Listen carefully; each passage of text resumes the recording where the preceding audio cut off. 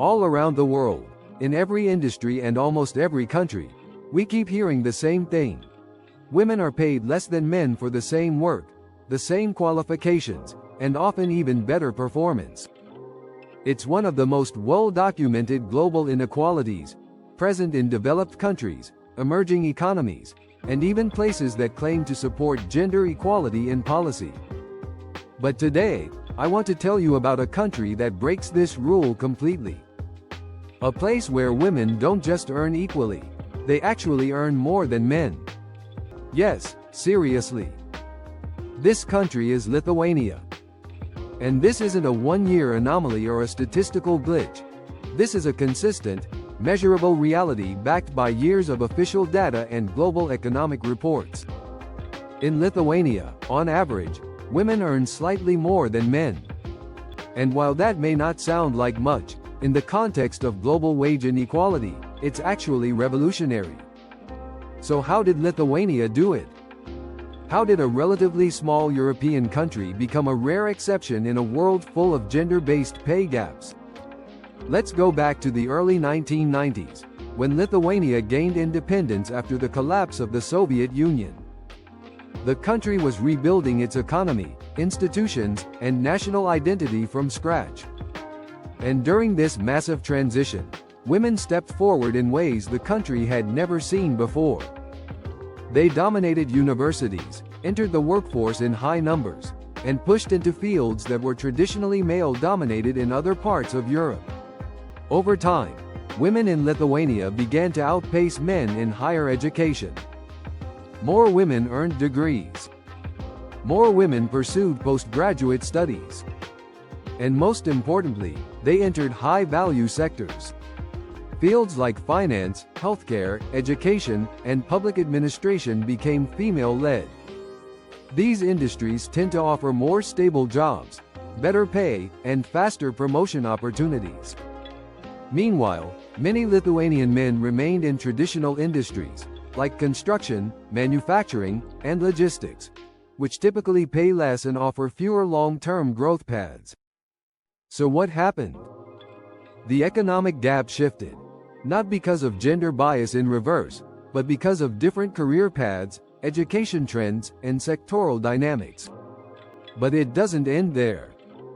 Lithuania also developed a unique social mindset around women in leadership. Women CEOs, politicians, and directors aren't unusual, they're normal.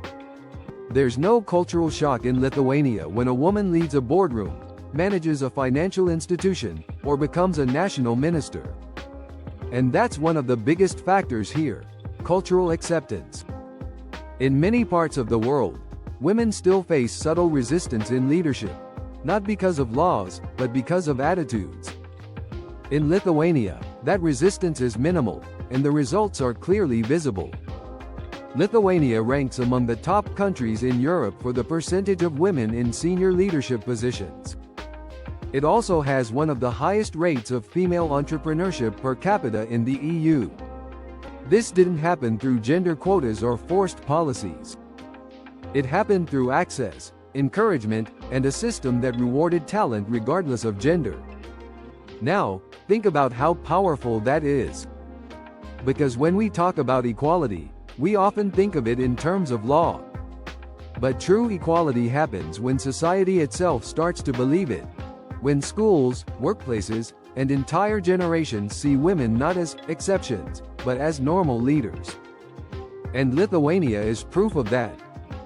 What's more, this trend isn't limited to Lithuania. Neighboring countries like Latvia and Estonia show similar patterns, with strong female participation in government, business, and science. The Baltic model is quietly changing the way we think about gender dynamics in Europe, and the world should pay attention. Because these countries aren't the richest or the biggest.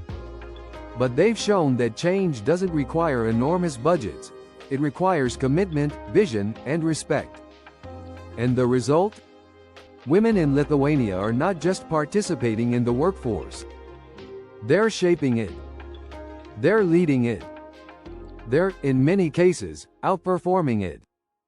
It's not about women being better. It's about women finally getting the space to show how good they already are. And as more women rise, the economy itself benefits. Studies show that companies with more gender diversity are more profitable, more innovative, and more ethical. So what's stopping the rest of the world? Why aren't more countries following the Baltic example? Is it cultural resistance? Lack of education? Weak public policy? Or just habit? Now let me ask you, what's the situation like in your country? Are women truly paid fairly where you live? Do they have the same shot at becoming leaders, earning top salaries, and running things? Or are there still invisible barriers holding them back?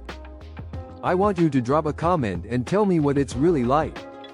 Not just stats, your experience. Because change starts when people share their truth. And if this video gave you something new to think about, hit the like button. Share it with someone who still thinks gender pay gaps don't matter. And make sure you subscribe for more deep, thought-provoking global stories like this one. Here, we don't just tell headlines. We go beneath the surface. We highlight what the world needs to notice. It means a lot that you chose to spend your time here with us. We'll see you in the next one.